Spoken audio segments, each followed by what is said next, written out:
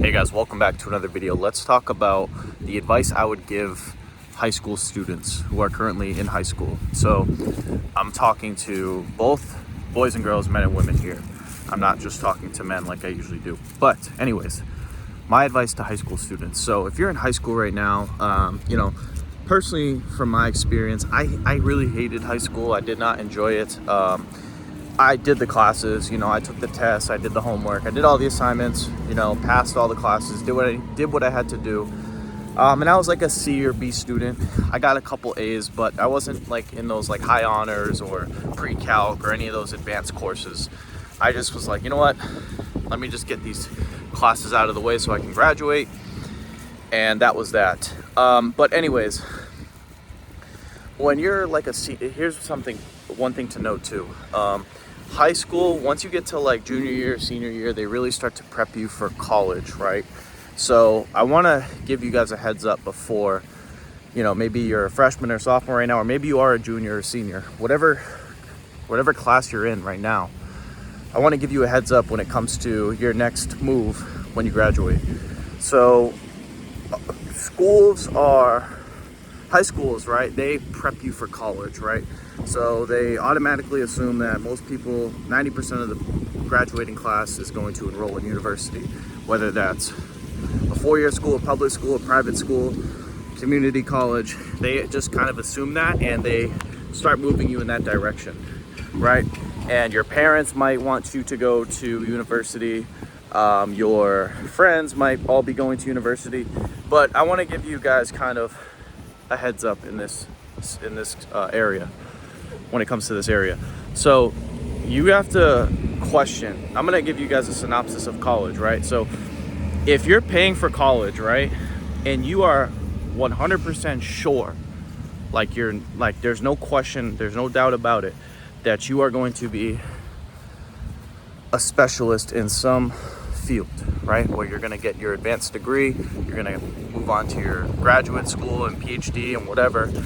If you are 100% sure that you are going to commit from age 19 to 26 or 27, right, if you're going to commit to 6 years or 7 years of high intensive class training for whatever field you're going into, then by all means go right ahead, right? Because the jobs that you will get will pay good enough in the first year to two for you to be able to pay off your debt, right? Whatever debt you might accumulate. If you're working, it's going to be less debt. But for most high school students, if they are paying, right, you're going to have some form of debt, right? Student loans, you're going to have to pay off, etc., etc. So just be wary of that, right? I'm not saying don't go to school. I'm not saying that you have to swear off college. But if you're on the opposite end of that and you're not sure and you're feeling the peer pressure from your parents, from your teachers, from your friends to go, I think it's better for you to say, listen, mom, or listen, dad, or listen, whoever, right? I want to take a gap year, right? And there'll be people that say,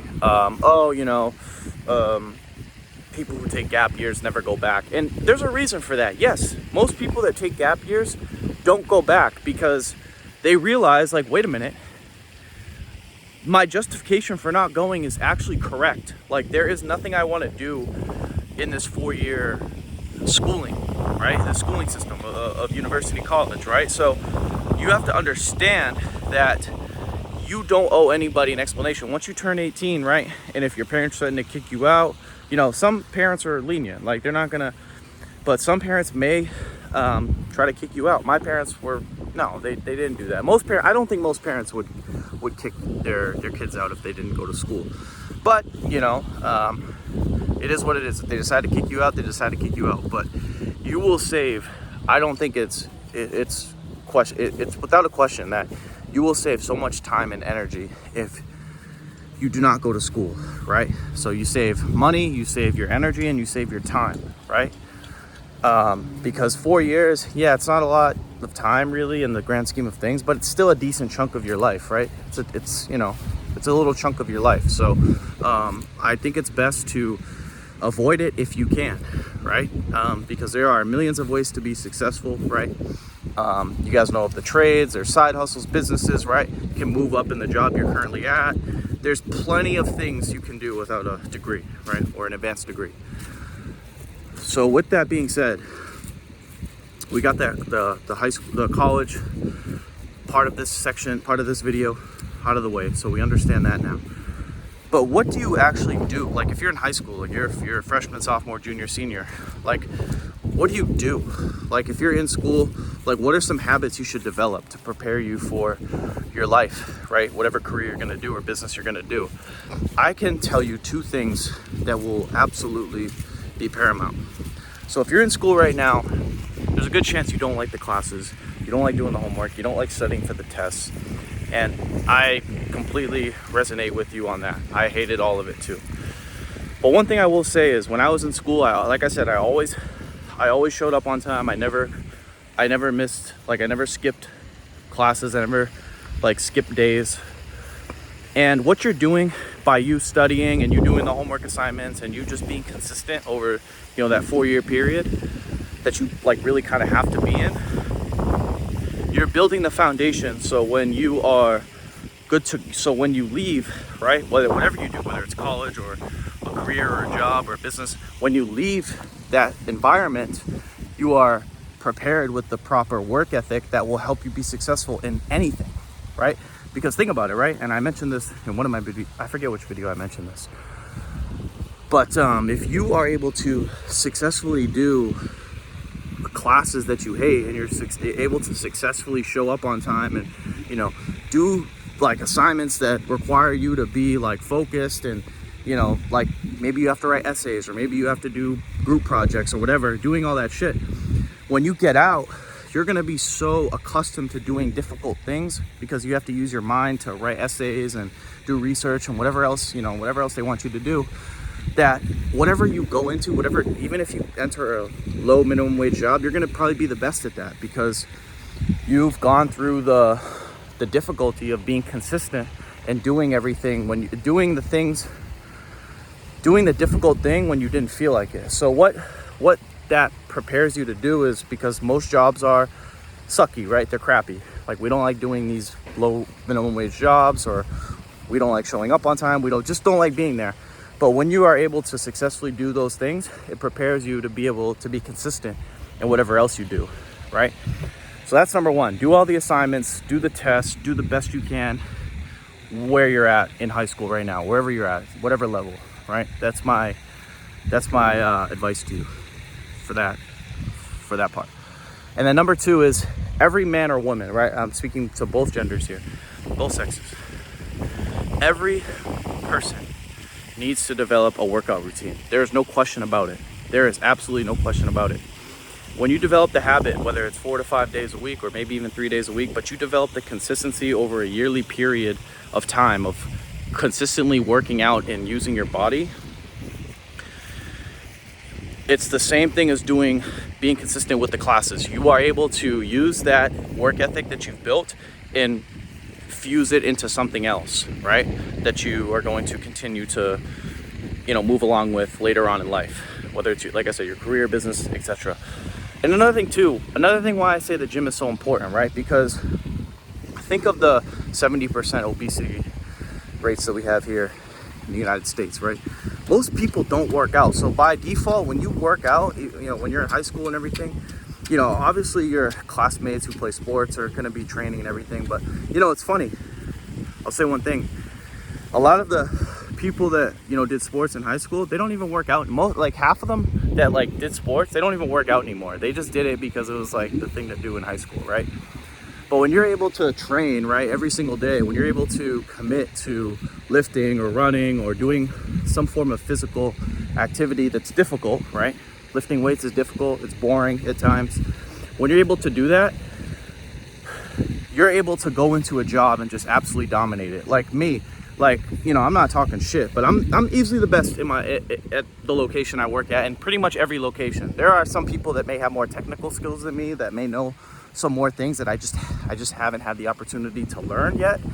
But by default, from a purely prowess, like energetic, like put the work in, like physical labor standpoint, there might be 1 or 2 or 3 people that like actually match like the energy I put forth and the energy I'm able to put forth, right? So by you lifting weights and doing those hard things, it's like it makes everything else easy, right? Like I remember, it's funny too, I started working out when I was in 8th grade, right? So I started working out, I started lifting weights in 8th grade, and then I played football freshman year to senior year, right? It's so funny because my grades sucked all through middle school. 6th grade, 7th grade, 8th grade sucked, like D's, and I was lucky to maybe get a C. Lucky, right? I still passed, so I never failed a course. But like the grades were mediocre. I never studied. I really didn't do the homeworks like that. You know, I sucked, right? I was inconsistent. As soon as I started lifting, like once I started lifting weights, like when I was around 14 or 15 years old, that following year going into high school, I crushed it. It was like so weird. I don't know what it was, but like I literally went from being in 8th grade to having like really shitty grades, like it was like D's and C's, to my freshman year getting all B's like my first semester, my first term. And I'm like, dude, like I really think back to myself and I'm like, yeah, you know what it was? It was because I was able to train and do difficult things consistently, i.e. using my body. So I cannot stress the importance of how the gym and lifting and running and whatever you're doing as a physical activity, I cannot stress how that bleeds into your career and your business and whatever else you're doing. It absolutely does. So don't underestimate the value and the power of physical training, right? It's crazy that most people just look at training and physical training as like a health thing, when it's like, no, dude, it helps with everything. It helps with your attraction to the opposite sex, it makes you happier, it helps you build that work ethic and move it into other areas of your life that you can use that work ethic that you built from the gym, right? So don't underestimate the value of that. Don't underestimate the value of that at all. So yeah, I mean, if you're in high school right now, I mean, there's a lot more other advanced things that I can give advice on, but I think as a foundation, right? I mean, obviously, you know, and here's another thing too. It's okay if you're in high school and you're depressed or you're addicted to junk food or video games or whatever. It's okay to feel lost, and I'm gonna explain why. In high school and my beginning years of college, I was lost. I was addicted to video games. I was addicted to porn for a while, right? And my life sucked, right? Like I was okay, and I was pretty consistent with my training, but you know, just mediocre workouts, right? It's okay to be lost, and I'll explain why. When you're lost, right? Here's the thing. You have to lose yourself. You have to not know yourself. You have to not know what you want, not know how you're gonna get it, to actually get it, right? Because think about it. If you knew, like, there's no, like I've been mentioning this a lot in my videos, but there's no light without day, without dark. There's no day without night. So there's no success without no success, right? You know what I mean? So it's okay to feel not successful. It's okay to feel like a failure. It's okay to feel like a loser. But you have to understand that you're young, right? I'm still young too. I'm 24, just maybe a little older than some of you high schoolers, but I feel like I was just there like yesterday. So I'm kind of like an older brother or whatever. So anyways, it's okay to feel lost, because if you feel lost, all the work you put in is getting you to home, metaphorically speaking. You know what I mean? So all the work, now if you don't put the work in, okay, then you're gonna stay a loser, you're gonna stay a failure, you're gonna stay lost, you know, quote unquote lost. But when you put the work in, when you continue to learn, right? When you're consistent with whatever you're doing, that's your path back home. That's your path to success, right? So success, you know, it's so cliche, right?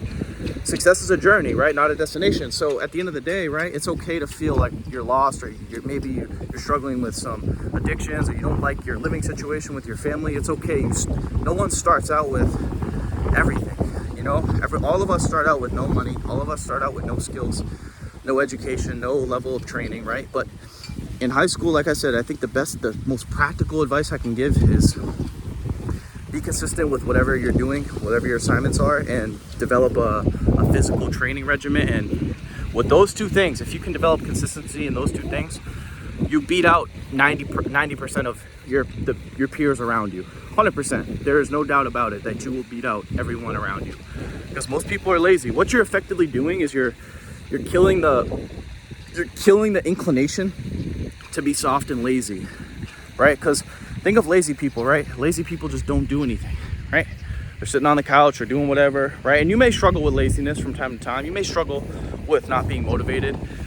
But if you can, get the damn thing done, right? If you can get the workout done, if you can get those assignments done, if you can get that study session out of the way and do that consistently over the years, that's the best advice I can give you as a high school student, right? And if you can avoid the traps of getting brainwashed to go to college, right, when you don't need it, you can avoid a lot of financial mistakes along the way. So that's it. That's all, guys. I hope you enjoyed this video. If you enjoyed this video, make sure to give it a thumbs up. If you're new to my channel, make sure to subscribe. If you guys have any questions, comments, feel free to leave them down below. And as always, I'll talk to you guys soon. Peace.